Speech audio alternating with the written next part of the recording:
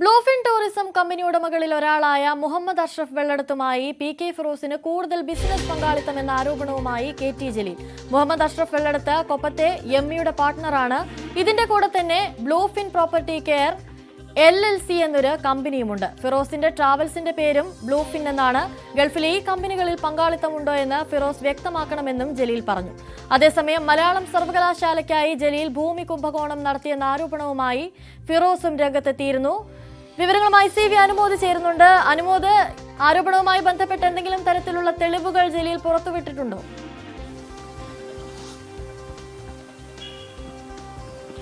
ജലീലും ഫിറോസും തമ്മിലുള്ള ഈ വിമർശനവും വാക്പോരും തുടരുന്ന ഒരു സാഹചര്യം തന്നെയാണ് നിലവിലും ഉള്ളത്.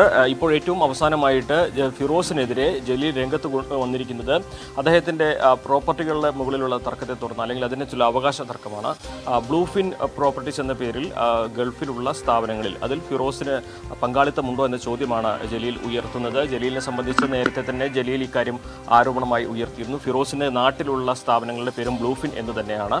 പക്ഷേ ഗൾഫിലുള്ള സ്ഥാപനത്തിൻ്റെ ഉടമസ്ഥരുടെ പട്ടിക പുറത്തുവിടുമ്പോൾ അതിൻ്റെ പേരിൽ ഫിറോസ് അതിൽ ഇല്ല. പക്ഷേ ഫിറോസിൻ്റെ കൊപ്പത്തുള്ള ME ചിക്കൻ്റെ പാർട്ട്ണറായ വെള്ളടത്ത് അഷ്റഫ് അതിൽ പാർട്ട്ണറാണ്. അപ്പോൾ ഈ ഗൾഫിലുള്ള ഇതേ സ്ഥാപനങ്ങളിൽ ഫിറോസിന് പാർട്ട്ണർഷിപ്പ് ഉണ്ടോ, അല്ലെങ്കിൽ അതിൽ ഫിറോസ് അതിൽ ഉടമയാണോ എന്ന് വ്യക്തമാക്കണമെന്നൊരു ആരോപണമാണ് ജലീൽ ഇപ്പോൾ ഉന്നയിച്ചിരിക്കുന്നത്. ഫിറോസിന് ഇവിടെ പങ്കാളിത്തമുണ്ട്, വ്യക്തമായ പങ്കാളിത്തമുണ്ട് എന്ന ഒരു ആരോപണവും അദ്ദേഹം പറഞ്ഞു വെക്കുന്നുണ്ട്. അതോടൊപ്പം തന്നെ ഫിറോസ് ഇന്ന് തിരൂർ തുഞ്ചൻ സർവകലാശാലയ്ക്ക് വേണ്ടി ഏറ്റെടുത്ത ഭൂമി സന്ദർശിച്ചിരുന്നു. ഇവിടെ ഭൂമി വലിയ വില കൊടുത്ത് ഏറ്റെടുത്തത് KT ജലീലിൻ്റെ കാലത്താണെന്നും ഇതിൽ ജലീൽ പങ്കുപറ്റിയിട്ടുണ്ട് എന്നും ഒരു ഗുരുതരമായ ആരോപണമാണ് ഫിറോസ് ഉന്നയിച്ചത്. എന്നാൽ ഈ ഭൂമിയുടെ വില നിശ്ചയിച്ചതും അത് സംബന്ധിച്ചുള്ള അവസാന അഗ്രിമെൻറ്റ് വെച്ചതുമൊക്കെ, വിലയെ സംബന്ധിച്ച അഗ്രിമെൻറ്റ് വെച്ചതുമൊക്കെ UDFൻ്റെ കാലത്താണ് എന്ന് വ്യക്തമാക്കിക്കൊണ്ടായിരുന്നു ജലീലിൻ്റെ തിരിച്ചടി. ഇത് സംബന്ധിച്ച് വില നിശ്ചയിച്ചതും ഭൂമിയുടെ ഉടമസ്ഥരുമായി അഗ്രിമെൻറ്റ് ഉണ്ടാക്കിയതുമൊക്കെ തന്നെ UDFൻ്റെ കാലത്തായതുകൊണ്ട് തന്നെ തനിക്കിതിൽ യാതൊരു പങ്കുമില്ലെന്നും ഇതെല്ലാം UDFൻ്റെ കാലത്ത് നടന്നതായതുകൊണ്ട് ലീഗിനാണ് അതിൻ്റെ ഗുണം പറ്റിയിരുന്നത് തിരിച്ചും ഒരു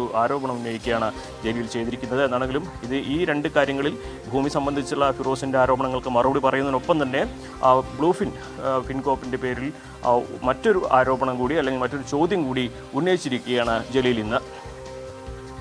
ശരി, ബ്ലൂഫിൻ ടൂറിസം കമ്പനികൾ ഉടമകളിൽ ഒരാളായ മുഹമ്മദ് അഷ്റഫ് വെള്ളടത്തുമായി PK ഫിറോസിന് കൂടുതൽ ബിസിനസ് പങ്കാളിത്തമുണ്ട് എന്നുള്ള ആരോപണമാണ് KT ജലീൽ ഉന്നയിച്ചിട്ടുള്ളത്. അനുമോദാണ് കൂടുതൽ വിവരങ്ങൾ നൽകിയത്. മറ്റു വാർത്തകളിലേക്ക് പോകുമ്പോൾ, തമിഴക വെற்றிക്കഴകം അധ്യക്ഷനും നടനുമായ വിജയുടെ സംസ്ഥാന പര്യടനത്തിന് തിരുച്ചിറപ്പള്ളിയിൽ തുടക്കം. പ്രവർത്തകരുടെ വൻ ജനക്കൂട്ടം കാരണം വിജയ് സമ്മേളന വേദിയിൽ എത്തിച്ചേർന്നത് 4 മണിക്കൂർ വൈകിയാണ്. റോഡ് ഷോ അടക്കം പാടില്ലെന്ന് പോലീസിന്റെ കർശന ഉണ്ടായിരുന്നെങ്കിലും പ്രവർത്തകർ റോഡിന് ഇരുവശവും നിറഞ്ഞതോടെ വിജയുടെ യാത്രയ്ക്ക് റോഡ് ഷോയുടെ രൂപം കൈവന്നു. അതേസമയം സമ്മേളന വേദിയിലെത്തിയ വിജയ്ക്ക് സാങ്കേതിക തകരാർ കാരണം പ്രസംഗം പൂർത്തിയാക്കാൻ സാധിച്ചില്ല.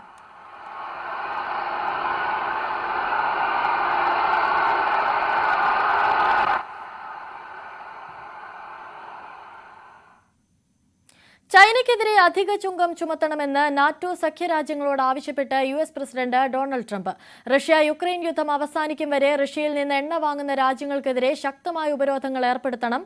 റഷ്യയുമായി ഏറ്റവും സൗഹൃദമുള്ള ചൈനയ്ക്ക് മേൽ സഖ്യരാജ്യങ്ങൾ 50 മുതൽ 100% വരെ അധിക ചുങ്കം ഏർപ്പെടുത്തണമെന്നാണ് ട്രംപിന്റെ ആഹ്വാനം. ഇന്ത്യക്ക് മേൽ ഇരട്ടത്തീരുവ പ്രഖ്യാപിച്ചത് വലിയ ഭിന്നതയ്ക്കിടയാക്കിയെന്ന് അമേരിക്കൻ പ്രസിഡന്റ് ഡൊണാൾഡ് ട്രംപ്. ഇത് ഇരു രാജ്യങ്ങളെയും വലിയ തർക്കത്തിലേക്ക് നയിച്ചുവെന്നും ട്രംപ് പറയുന്നു. എന്നാൽ ഇരട്ടത്തീരുവ പിൻവലിക്കുമെന്ന കാര്യത്തിൽ ട്രംപ് വ്യക്തത നൽകിയിട്ടില്ല. യുക്രൈൻ യുദ്ധം അവസാനിപ്പിക്കാനെന്ന് പറഞ്ഞാണ് റഷ്യയിൽ നിന്ന് എണ്ണ വാങ്ങുന്ന ഇന്ത്യക്ക് മേൽ ഡൊണാൾഡ് ട്രംപ് 50% തീരുവ ചുമത്തിയത്. ആദ്യം 25% തീരുവ ചുമത്തിയ ട്രംപ് ഭരണകൂടം ഓഗസ്റ്റ് 27 മുതൽ ഇത് 50% വർദ്ധിപ്പിക്കുകയായിരുന്നു. ഇതിന് പിന്നാലെയാണ് ഇന്ത്യയുമായുള്ള ബന്ധം താറുമാറാക്കുന്ന ഒരു നടപടി സ്വീകരിക്കുക എന്നത് ഒരിക്കലും എളുപ്പമുള്ള കാര്യമായിരുന്നില്ലെന്ന് ട്രംപ് പറയുന്നത്. പക്ഷേ റഷ്യയുമായുള്ള വ്യാപാരബന്ധം തടയുക എന്നത് വളരെ പ്രധാനമായിരുന്നുവെന്നും ട്രംപ് പറയുന്നു. റഷ്യ യുക്രൈൻ സംഘർഷം എന്നത് തങ്ങളെക്കാൾ യൂറോപ്പിനെ ബാധിക്കുന്ന ഒരു പ്രശ്നമാണ്. യൂറോപ്പ് കൂടുതൽ ഉത്തരവാദിത്തം ഏറ്റെടുക്കേണ്ടതുണ്ട്. ഇന്ത്യക്കും റഷ്യയ്ക്കും എതിരായ നടപടികൾ കർശനമായി താൻ തുടരുമെന്നും ട്രംപ് കൂട്ടിച്ചേർത്തു. കഴിഞ്ഞ ദിവസം ഇന്ത്യക്കും ചൈനയ്ക്കും മേൽ 100% തീരുവ ചുമത്താൻ ഡൊണാൾഡ് ട്രംപ് യൂറോപ്യൻ യൂണിയനോട് ആവശ്യപ്പെട്ടിരുന്നു. അതിനിടെ ഇന്ത്യയുമായുള്ള വ്യാപാര തടസ്സങ്ങൾ പരിഹരിക്കുന്നതിനുള്ള ചർച്ചകൾ തന്റെ ഭരണകൂടം തുടരുകയാണെന്ന് കഴിഞ്ഞ ചൊവ്വാഴ്ച ട്രംപ് പറഞ്ഞിരുന്നു. അതേസമയം ഇന്ത്യയിലെ അമേരിക്കൻ അംബാസഡറായി ട്രംപ് നാമനിർദ്ദേശം ചെയ്ത സെർജിയോ ഗോർ അടുത്ത ആഴ്ച ഇന്ത്യയുടെ വാണിജ്യമന്ത്രി വാഷിംഗ്ടൺ സന്ദർശിക്കുമ്പോൾ കൂടിക്കാഴ്ച നടത്തും. ഇന്ത്യ ഞങ്ങളിൽ നിന്ന് അകലുന്നില്ലെന്ന് ഉറപ്പാക്കുകയാണ് കൂടിക്കാഴ്ചയുടെ ലക്ഷ്യം. News desk news 18. മസ്തിഷ്ക മരണം സംഭവിച്ച അങ്കമാലി സ്വദേശി ദിൽജിത്തിന്റെ ഹൃദയം ഇനി കൊല്ലം സ്വദേശിനിയായ 13-കാരിയിൽ മിടിക്കും. എറണാകുളം ലിസി ആശുപത്രിയിൽ ശസ്ത്രക്രിയ വിജയകരമായി പൂർത്തിയായി. ഹൃദയത്തിന് പുറമെ കരളും വൃക്കകളും കണ്ണും ഉൾപ്പെടെ ദാനം ചെയ്ത് 7 പേരിലൂടെ ദിൽജിത്ത് ഇനി ജീവിക്കും.